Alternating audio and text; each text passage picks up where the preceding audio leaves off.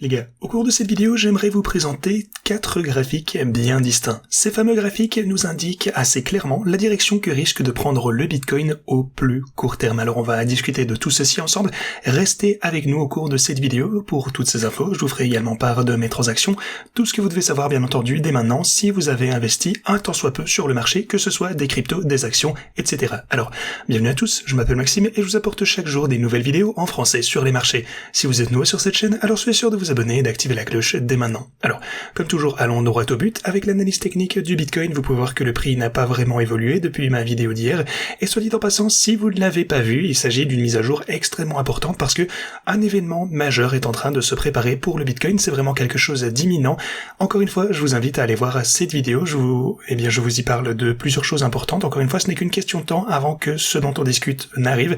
Assurez-vous donc de regarder la dernière vidéo si ce n'est pas déjà fait. Ceci dit, les marchés se portent pas mal. En fait, le marché des cryptos est tout ouvert actuellement, tandis que les marchés traditionnels sont fermés.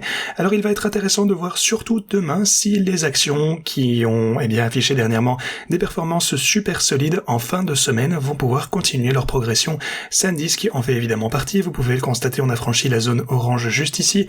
Alors on a d'abord rencontré une résistance, ensuite sur la chandelle suivante, boum, on l'a atteint juste ici, le cours a un petit peu rechuté, on a atteint le support, mais quoi qu'il en soit, SanDisk semble bien parti.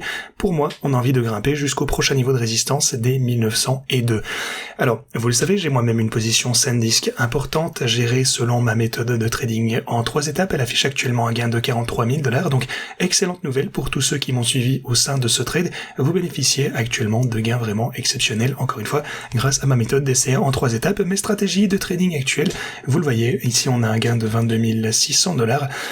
Pour passer à certaines des stratégies peut-être un peu plus intéressantes que j'ai ouvertes, l'une d'entre elles concerne Apple. Pour le coup, je vais convertir ceci très prochainement. Encore une fois, on a rempli toutes les positions, donc je vais pouvoir transformer ceci. Encore une fois, je poursuis ma méthode en 3 étapes que vous connaissez. J'ai également Oklo. Oklo a également la plupart de ses positions de ce côté, mais j'ai vraiment hâte de voir ce que lundi, demain, va pouvoir nous réserver. Si je vais pouvoir remplir les positions restantes, il faudrait peut-être chuter encore de 3,4% pour y parvenir, et ensuite je pourrai finalement convertir cet investissement. On a déjà donc généré un rendement de 2,5% grâce à l'effet de levier de 4 ici. Donc voilà, c'est vraiment excellent, je vous tiendrai bien sûr au courant à ce sujet. Alors si vous regardez mes stratégies de gris crypto, Solana est légèrement en baisse ici, 21 000 $. Ethereum est plus ou moins à son seuil de rentabilité, on est en hausse de 3 000 $, tandis que le Bitcoin, lui, est tout de même relativement bien en baisse. Mais encore une fois, je fais du lissage à mesure que les prix rechutent, vous le savez, c'est le but d'accumuler à la baisse. Donc tout va bien de ce côté. Alors, dans ma vidéo d'hier, encore une fois, regardez-la si ce n'est pas déjà fait, mais je vous y ai présenté plusieurs facteurs importants qui nous indiquent, selon moi, qu'une baisse du marché des crypto-monnaies pourrait encore survenir au plus court terme. En tout cas, qu'on a encore de l'incertitude à venir.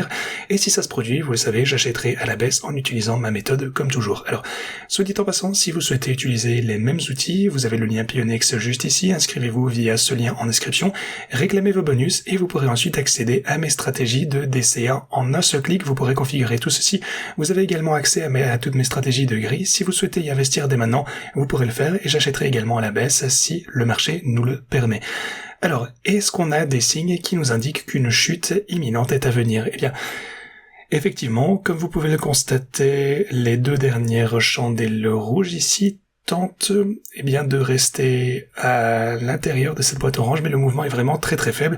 Étant donné qu'on n'y parvient pas, du moins pour le moment, ça suggère potentiellement une nouvelle phase de rechute ici. On se fait encore une fois ramasser à chaque tentative par cette résistance. Alors attention, je dis pas ça pour vous alarmer, bien entendu, je vous dis ça pour que vous soyez préparés. Comme vous le savez, on peut gagner de l'argent lorsque les prix rechutent, tout comme lorsqu'ils montent. L'essentiel, c'est d'avoir un plan pour chaque scénario. Ceci dit, si vous prenez l'Ethereum et Solana, rien de bien palpitant à voir pour le moment, ne fait que stagner encore une fois.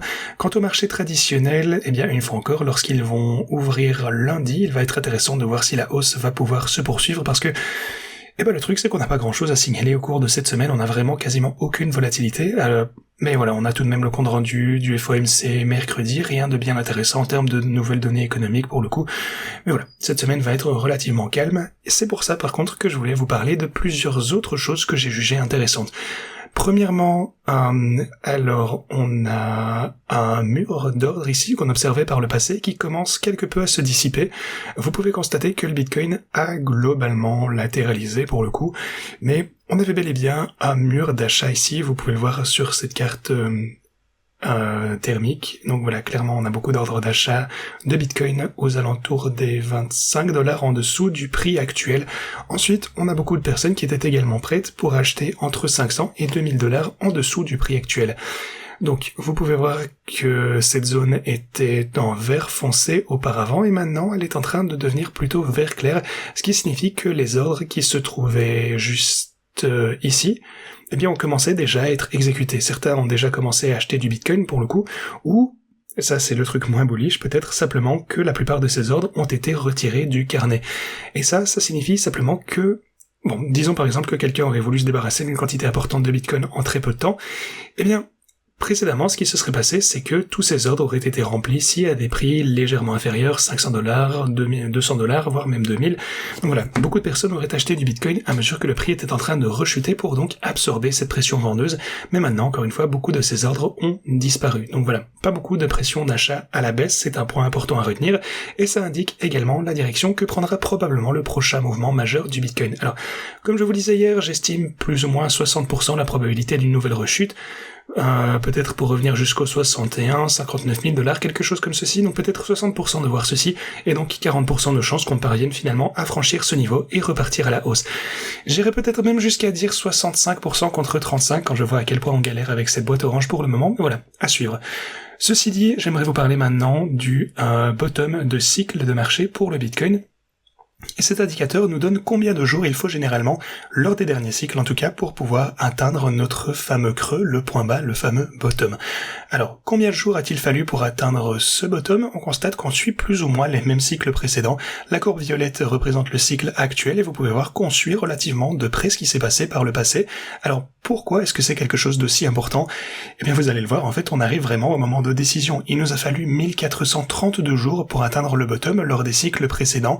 Et regardez ça, actuellement, on est à 1363 jours. Donc, il ne reste presque rien, il reste, eh bien, quelques petits mois. Ça nous laisse aller 80 jours avant d'atteindre potentiellement ce nouveau bottom. Alors, d'après ce graphique, bien entendu, et ce que vous pouvez également constater, c'est que, ça c'est intéressant, lors des cycles précédents, on a surtout connu une période de consolidation latérale, mais juste avant le bottom, on a bel et bien eu une dernière forte rechute. C'est visible ici, boum, consolidation latérale, et ensuite on peut recommencer à monter. Même chose ici, consolidation, forte rechute, et puis finalement on peut reprendre à la hausse. Donc voilà, potentiellement peut-être une nouvelle rechute avant qu'on ne puisse remonter. Cependant, et encore une fois, gardez ça en tête, le point clé, pour moi c'est vraiment la principale différence, et encore une fois, je vous donne simplement toutes les infos, c'est pas pour répandre du FUD, je ne pense vraiment pas qu'on risque de descendre beaucoup plus bas que le bottom précédent situé ici aux 58 000 $. Ce serait déjà assez effrayant pour la plupart des gens si on revenait à ce niveau. Je pense que ça constituera un support très solide à la boîte orange. Pour moi, en tout cas, ça me conforte dans l'idée qu'on risque d'atteindre le bottom ici, ou qu'on l'a sûrement déjà atteint. On pourrait passer en dessous, pour le coup ce serait éventuellement très bref, pour moi on remonterait immédiatement si ça arrivait. Encore une fois, on a un support très solide ici, mais voilà, encore une fois, en fonction de la profondeur de la rechute qu'on pourrait voir, on pourrait avoir peut-être 3, 4, 6%, un maximum de 9% par rapport au niveau actuel du Bitcoin. Ceci dit, pour poursuivre, on est actuellement en dessous de la moyenne mobile de 200 semaines. Si la clôture se poursuit ainsi, eh bien on sera en dessous de la moyenne mobile de 2 semaines et demie. Ça représente également un niveau de résistance important, mais aussi un niveau de support, bien sûr. Cependant, être en dessous de ce niveau, c'est pas un bon signe. Enfin, je voudrais également vous parler de Paul Tudor Jones. Vous le connaissez sûrement, c'est un des traders les plus légendaires du marché, et il a liquidé ses positions de Bitcoin pendant environ 2 ans. En fait, depuis un sacré moment, il commence à vendre petit à petit. Le point crucial, par contre, c'est qu'il a finalement inversé la tendance et qu'il a recommencé à acheter à nouveau. Alors, c'est également super important de garder ça à l'esprit. Ce fameux trader légendaire recommence à acheter. Lorsque les whales commencent à s'activer, eh bien c'est un bon signal. N'oubliez pas aussi que Warren Buffett a recommencé à acheter. Il a investi dans des actions cette fois-ci. Voilà, encore une fois, certains investisseurs légendaires deviennent de nouveau bullish, et c'est sûrement quelque chose qui nous donne des indications. Voilà, c'est ce que j'avais pour vous aujourd'hui. J'espère que vous allez passer une bonne journée, que vous avez apprécié cette vidéo. Ceci dit, donc moi je vous dis à la prochaine.